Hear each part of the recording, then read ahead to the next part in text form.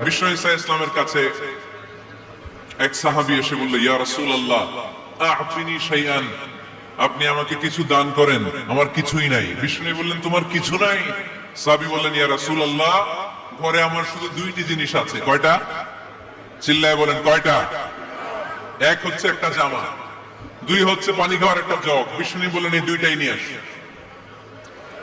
বিশ্বনবীর কথা শুনে ওই সাহাবী ঘর থেকে জামা নিয়ে আসলেন, পানি খাওয়ার জগ নিয়ে আসলেন।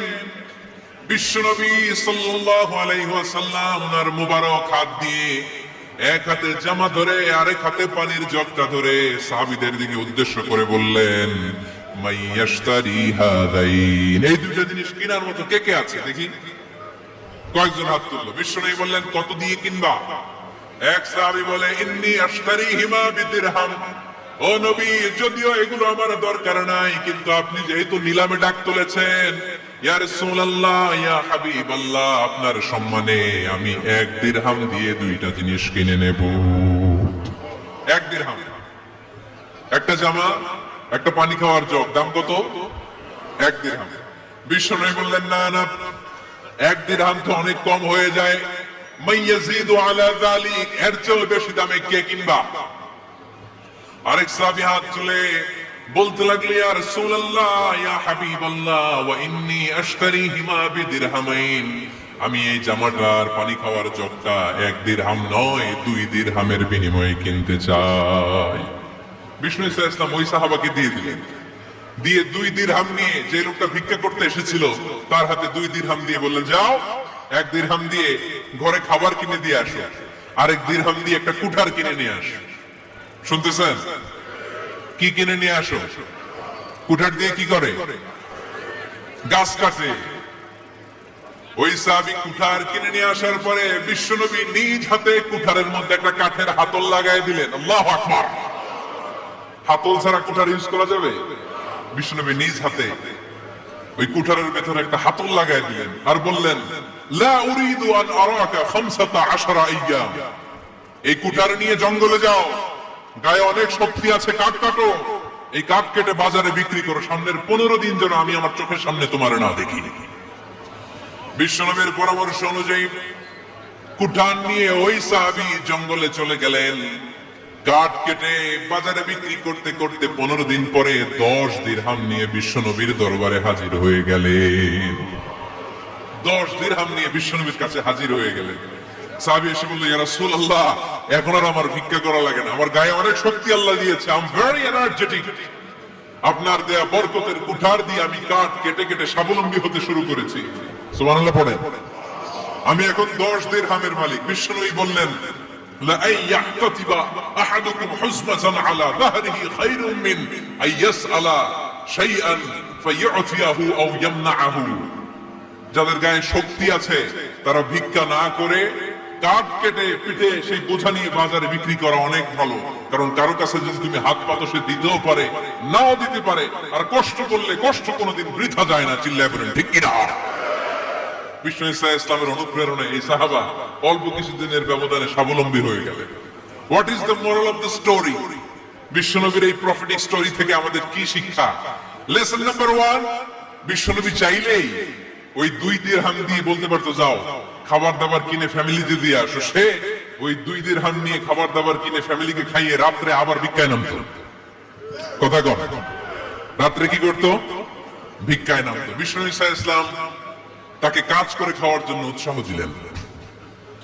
পাশাপাশি বিষ্ণু ঈসা ইসলাম পার্মানেন্ট সলিউশন দিলেন।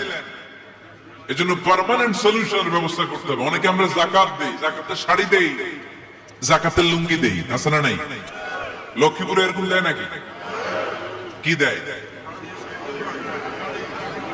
হ্যাঁ, গাড়ি, গাড়ি দেয়।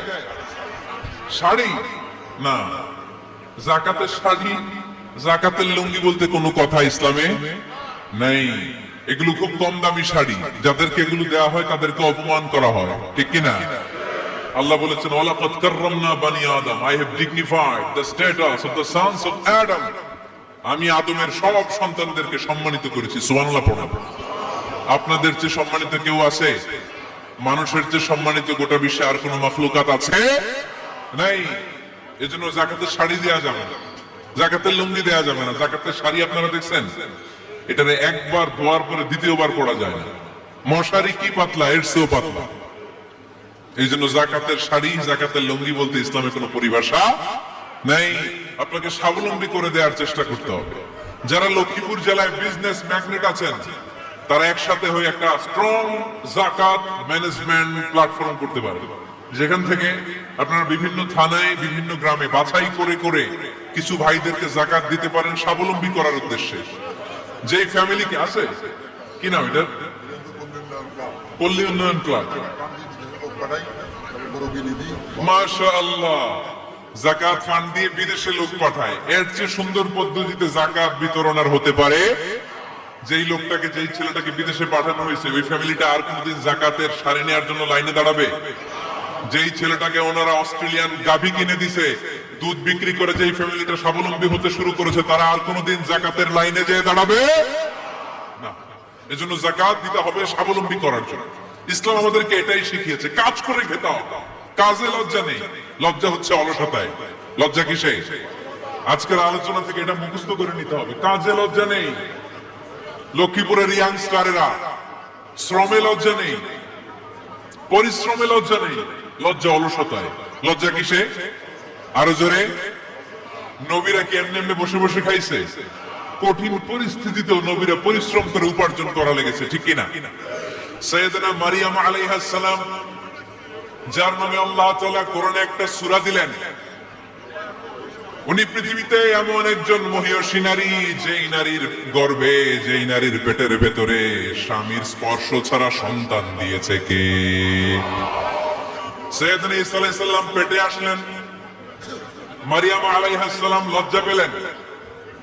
হায় হায়, কেমন করে এলাকাবাসীদের কাছে আমি আমার মুখ দেখাবো? বিয়ে করি নাই, স্বামী নাই, বিয়ে হয় নাই, স্বামী নাই, কিন্তু পেটে সন্তান চলে এসেছে। হায় হায়, এলাকায় কেমনে মুখ দেখাবো? লজ্জায় পড়ে মারিয়াম আলাইহিস সালাম এলাকা থেকে চলে গেলেন। কি অবাক করা কাণ্ড! বাচ্চা ভূমিষ্ঠ হওয়ার জন্য, বড় হওয়ার জন্য 6 মাস 7 মাস লাগে নাই, পেটে বাচ্চা আসার সাথে সাথে বাচ্চাটারে বড় করে দিয়েছে কে? সাইয়েদাতুনা মারিয়াম আলাইহিস সালাম এবার বসে পড়লেন, বসতে আরম্ভ করলেন। প্রেগন্যান্সির পেইন উঠেছে।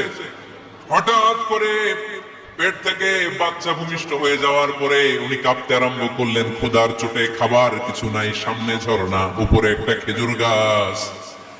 সাইয়েদনা ঈসা আলাইহিস সালামকে কোলে নিয়ে মারিয়াম আলাইহিস সালাম মনে মনে ভাবে, হায় রে, কেউ যদি একটু খেজুর পেড়ে দিত, এই ক্ষুধার মুহূর্তে আমি খেজুর খেয়ে পেটের ক্ষুধা নিবারণ করতাম। রব্বুল আলামিন মারিয়ামকে উদ্দেশ্য করে আয়াত নাযিল করে দিলেন, ওয়া হুজ্জি ইলাইকি বিজিযইন নাখলাতি তুসাকিত আলাইকি রতবান জানিয়া। কুরআন সাক্ষী, হুজ্জি ইলাইকি বিজিযইন নাখলা, এর মানে হচ্ছে মারিয়াম, কেউ পেড়ে দিবে না, একটু কষ্ট করে হাতটা উঁচু করে খেজুরের ডালা ধরে ঝাঁকুনি মারো, টষ্ট সে কাঁচা পাকা খেজুর নিচের দিকে পড়বে, তারপর তুমি তুলে খাবে। সুবহানাল্লাহ পড়ে। আল্লাহ চাইলে অটোমেটিক্যালি কারামাত হিসেবে খেজুরগুলো নিচে ফেলতে পারতেন না? কথা গণ, খেজুরগুলো অটোমেটিক্যালি নিচের দিকে পড়ছে? পড়ে নাই। আল্লাহ শিক্ষা দিয়েছে, যেই পরিস্থিতিতে থাকো না কেন, তোমাকে শ্রম ব্যয় করে, কষ্ট করে তোমার উপার্জন করতে হবে, রিজিকের বন্দোবস্ত করতে হবে। চিল্লায় বলেন ঠিক কিনা? And then the professor said that we can't pass the class if we don't study hard. Can you believe that?